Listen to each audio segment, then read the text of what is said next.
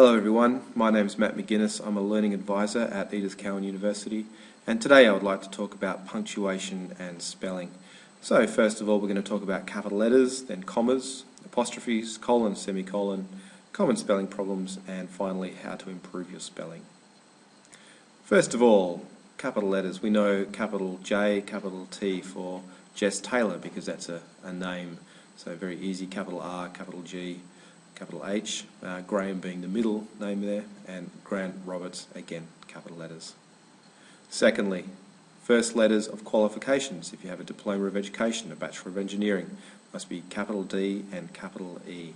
Notice that the preposition of has a small O. Thirdly, first letters of titles. For example, Journal of Marketing. That will have a capital J. Again, the preposition of has a small letter, and then M. Big M for marketing. Another title might be The Computer Crime, a study of security systems and technology. So again, the main words here all have capital letters, and then your prepositions and as well, a linking word will just have a small letter. If we talk about the first letters of titles as well, we have capital letters, capital M, capital D for doctor, etc. Also for Prime Minister or President, again, those types of titles will have a capital letter. Notice, however, that in British and Australian English, we don't use the full stop after the Mr. However, in American English, there is a full stop there. Next, a learning institution, for example, Edith Cowan University, capital letters. Microsoft Corporation, capital letters. We're talking about a place. The first letter of a town, city, country, etc. So capital P for Perth, WA, Western Australia has capital letters. US, again, notice that no capital letter for the preposition of. Days of the week and months all have capitals. Also for acronyms, so ECU is an acronym. Edith Cowan University, UK is an acronym. FPOS is an acronym, so the first letters of each word. However, note this, capitals are not used in sentences where a title, organisation or company is not mentioned. For example, I'm studying at university. We don't say the actual name of the university. If we say the name of the university, then it must have capital letters ECU. However, I'm studying at university doesn't require it. Same idea with something like the Southeast. As a direction, it doesn't need capitals unless that direction is linked with a region, so Southeast Asia. Next we talk about comma use. So after introductory phrases, this is good academic writing, we will have the use of commas. In recent years, comma, in addition, comma, furthermore, comma. So using a little that's actually called an adverb phrase. After the adverb phrase, we do have a comma. Commas are used to separate items in a list. For example, in this sentence, social media websites include Facebook, comma, Twitter, comma, Google Circles, and YouTube. We're actually using the comma to separate these different areas. This one here is a colon, and we'll talk a bit more about that later. In the second sentence, the meeting was attended by the general manager.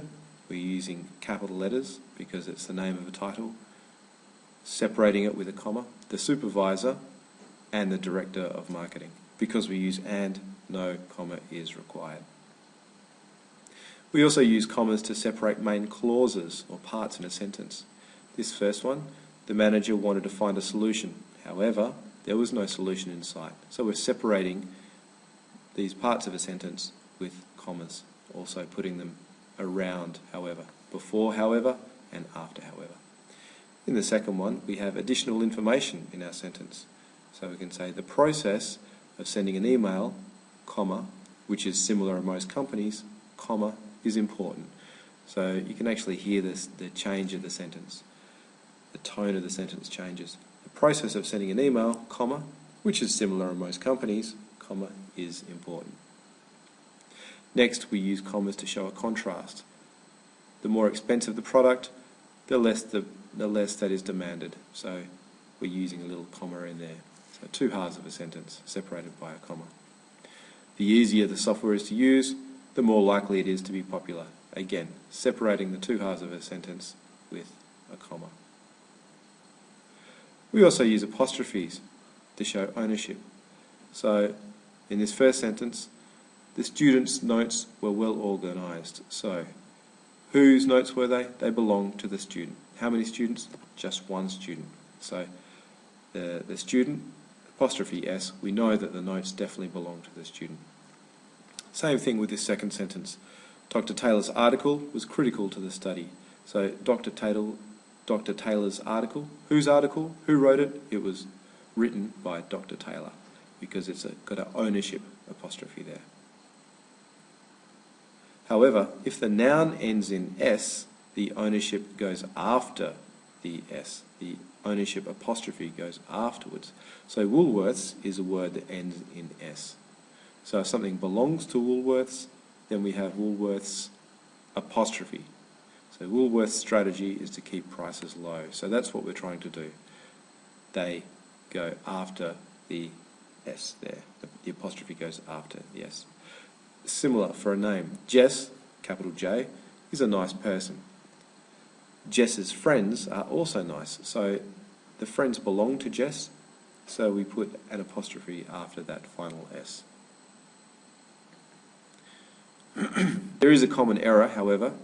For ownership, we don't use an apostrophe with it. So the computer is still in its case. What is it? The computer. The computer owns a case, but we don't put the apostrophe there. Likewise, the exam is on Friday. Its main focus is on the lecture content. So what's main focus? The exam's focus. So it belongs to the exam. However, we don't use an it. We don't use an apostrophe. So this is different from the regular rule of using apostrophes. So with it, the rule changes. Also, there's a common error that people make, which is related to that idea of it.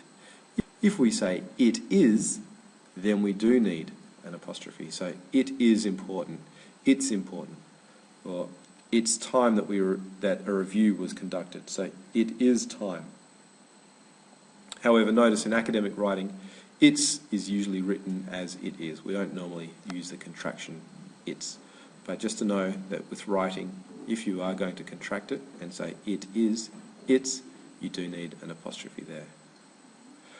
Okay, colon and semicolon. So a colon shows the start of a list. So same sentence as before, we start it with a colon there because we're showing these are the items that are going to be in a list. A semicolon separates a list with long phrases. So this essay includes, and now we have a phrase, comments about the topic. So 4 words in that phrase, so we separate it from the next one with a semicolon. Examples of new technology, semicolon, and common problems now faced. So this is the type of essay, or the type of sentence you will have in your thesis statement. So in your thesis statement, the end of your introduction, you might have a sentence that looks like this. And you can't just use a comma because there's 4 or 5 or even more words in a phrase. So we just need to make it very clear and use a semicolon. So let's talk about some of the common spelling problems. IE or EI is a very common problem. Notice with a C, after a word that has the C there, it's usually EI. Not always, but usually EI. And then in this example, the letter before is N. So after another letter, which is not C, it's often IE. So the rule is I before E, except after C. So when there's a C there, we put EI. Also, common spelling problems around double letters. So necessary. Now there's a double S there, but obviously just one C. Or tomorrow, and you've got the double and then again parallel, got the double. It's confusing because some people think it might be a double R and a double L, but you just have to learn some of these. Silent letters, knowledge, okay, silent K, guarantee, silent U, doubt, silent B. Some words change their spelling depending on the word form. So affect is a verb and effect is a noun. Advise, again, is a verb, and advice is a noun. So the spelling will change and the actual pronunciation will change too.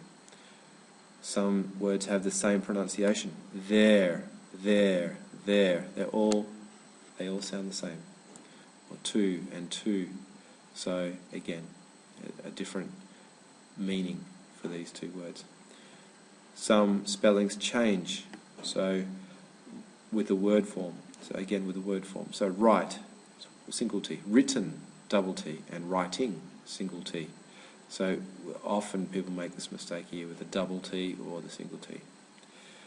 British spelling, meter, realise, organisation. Notice that we've got RE, and also for the word centre, RE in British spelling, which is the same as Australian spelling. Realise with a S and organisation with an S.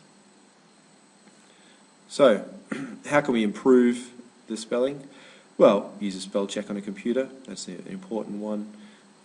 Keep a list of words you often misspell, and practice spelling as you follow this process. So first of all, you would look at the word.